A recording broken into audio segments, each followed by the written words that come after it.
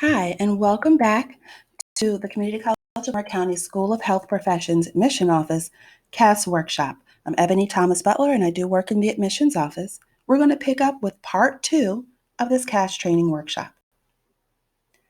As you'll note from our previous application, or our previous video, that this is the dashboard of the application. It has 4 quadrants, 1, 2, 3, and 4. We're going to kind of address a couple little things that I didn't talk about too much last time. First, that if you click on the blue circle at the top, we did talk about the email, they'll respond ASAP, but we didn't talk about the Help Center. The Help Center has a lot of information. It's full of videos and will definitely help you out with any concerns or problems you have. Our office is closed. We're all working from home like everybody else, but the Help Center is here and available for you. So be sure to click on that to get a little assistance. We're going to go into academic history section.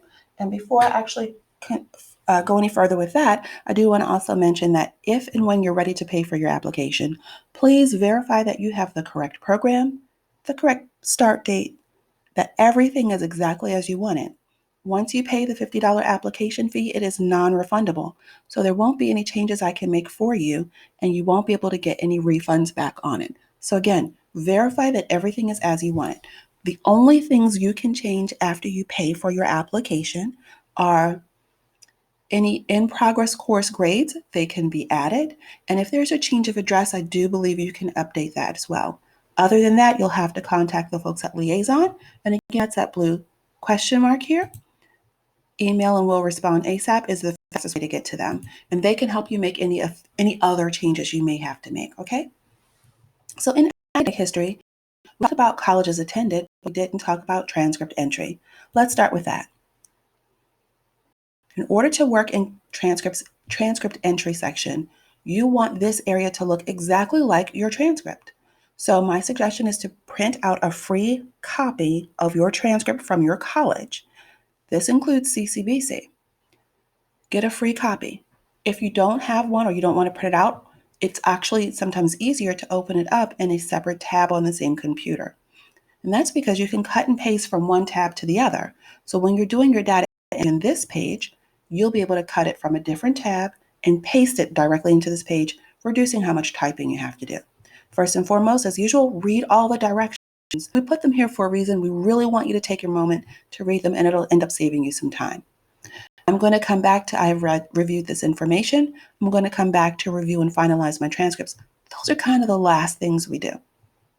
I'm going to select a program, or a college rather, that needs data entry.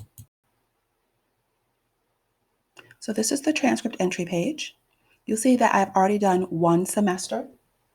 This first semester that I added, English 101, Intro to Psych, and I had ACDV 101, and I entered that information in already. When you start with this area, when you add your college, it's going to ask you what year, month, and term in which you started and or finished, or if you're still attending. For this one I listed, I started in 2011 and I'm still attending. This is a very important area. You have to be accurate with it. That's why you want your copy of your transcript. That's one of the reasons.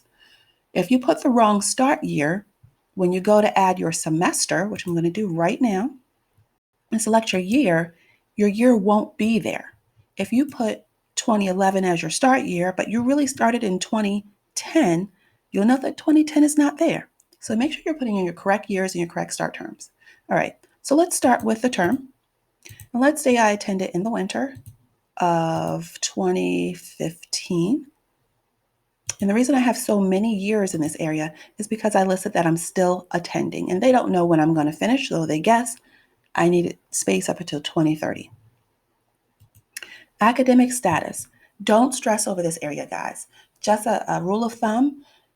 100 level courses are freshmen, 200 level courses are sophomore, 300 are junior, 400 are senior. Anything beyond that, 400 levels, so if you get to 500 and 600 level courses, that's graduate school work. If the majority of the courses you took in a semester were 200 level courses, feel free to use sophomore. Don't let this slow you down. Completion status, if I'm taking courses right now and this is the correct year and semester that I'm using, then I'm going to list it as in progress or planned. However, if I have completed the course, I'm going to select completed. If you list a course as in progress or planned, you can come back and add the grade once you receive it, and hopefully you got an A. Next thing I'm going to do is I'm going to select the add a course, which I just did, and I'm going to enter in a course. So let's say I'm going to enter in English 102, and this should look exactly like it does on your transcript. So if your transcript says ENG 102, or if it says EL 102, that's what you're going to type for your particular college. I'm going to look for the name of the program, the name of the course. Here's where it comes in to be really helpful to have it open in a different tab. You just click on that tab, open up your transcript, copy the course title for English 102, and for here I'm going to just write lit for literature. But if you would type in, you could type in the whole thing, but it's so much easier to cut and paste and leave it there. I'm going to select the subject here. And here's something that I like to do. I like to press the first letter. So in this case, I'm going to put E for English, and it takes me down to the E section. I like it. I think it's faster. Select English as the subject area, and I'm going to put in how many credits. So on your transcript, you're going to see 3, 4, 2, 1, sometimes 6 or 5 credit courses. This is how you enter that. I'm going to put my 3 here for my 3 credit course. And here's the example 3.00. Here's the 00. If it were 0.33 or 0.50, I would select those. But this is exactly how it should look for 3.00 credits. I'm going to give myself a grade. And what I'm going to do this time is I'm going to give myself a D because I want to have repeated this course at some point. Hit Tab and hit Save. If Save doesn't show up automatically, use your Tab key on your keyboard, and that will get you where you need to be. So now that has been entered. I'm going to add a second semester, and I'm going to make it that next spring. So spring of 2016, I guess that's how that works. Academic, I'm going to still be a sophomore, and it's a completed course. And I'm going to add in that same English course. So ENDL, and this is the literature.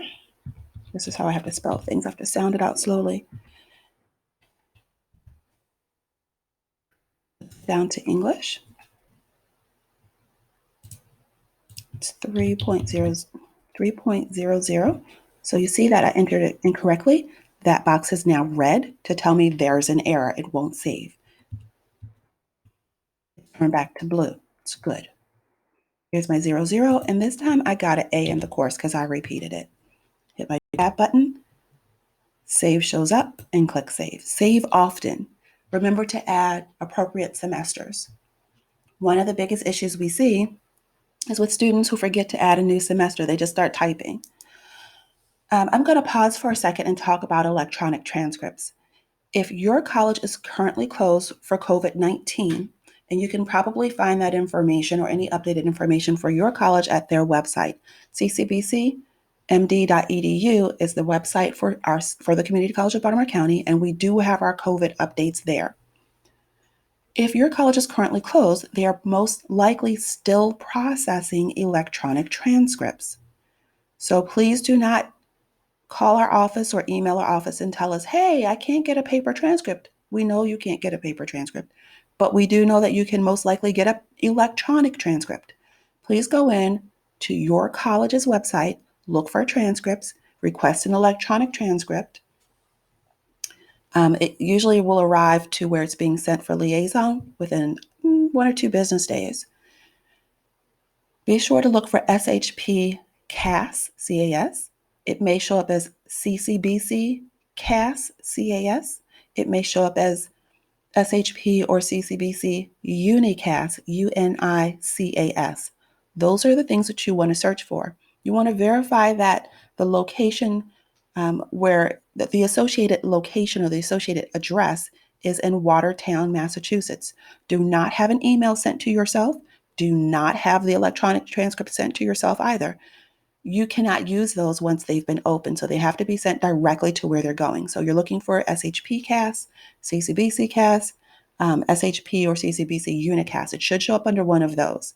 So please try and get those transcripts in as soon as you possibly can to avoid any delays in processing your application. Okay, so we've completed our transcript entry for right this moment. I'm going to go back to colleges attended.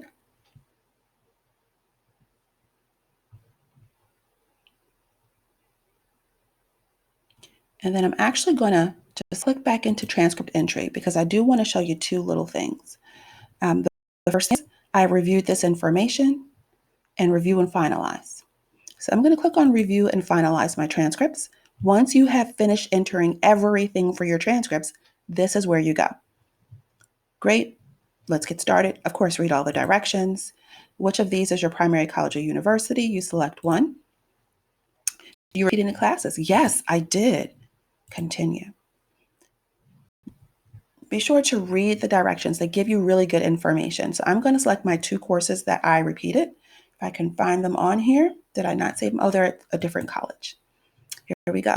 English 102, English 102. Look, I forgot my 102. So that's actually going to bounce back to me as an error.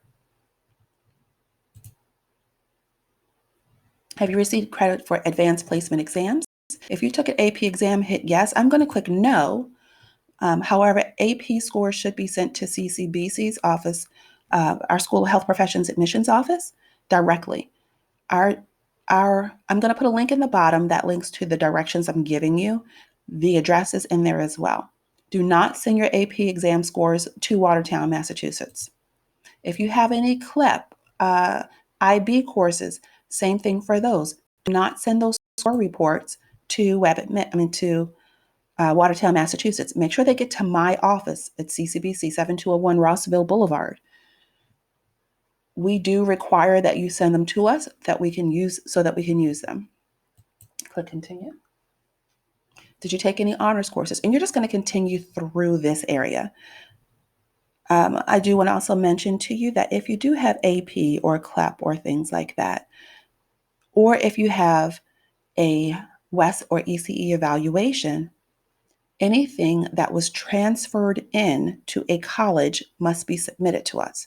So if you look at, let's say, if you went to Howard Community College and they transferred in English 101 and a psych that were both AP coursework, and you have an ECE evaluation where they got 2 humanities courses, and that shows on that transcript, then you must enter those 4 courses only, the 2 humanities, the AP, and the 2 APs. The way you do that is you go to that same college in transcript entry, and you put it in just as it is on your transcript. So you'd put your English, you'd put whatever the grade is, most likely an AP if it's an AP course. It might be TR for transfer, it might be CR for credit.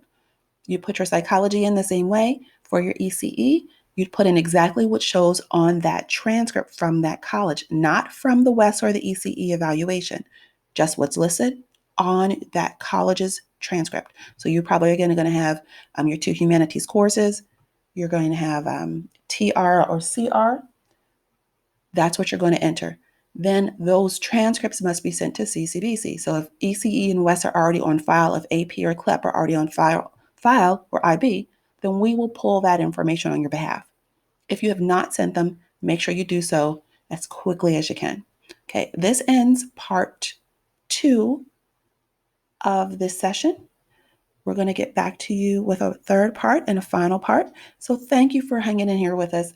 I'm hoping you guys are safe, that you're relaxed, that you're enjoying some of this time away from the hustle and bustle of every day, and that we will all get back to some new type of normal really, really soon. Tune in for the next session. Thanks again.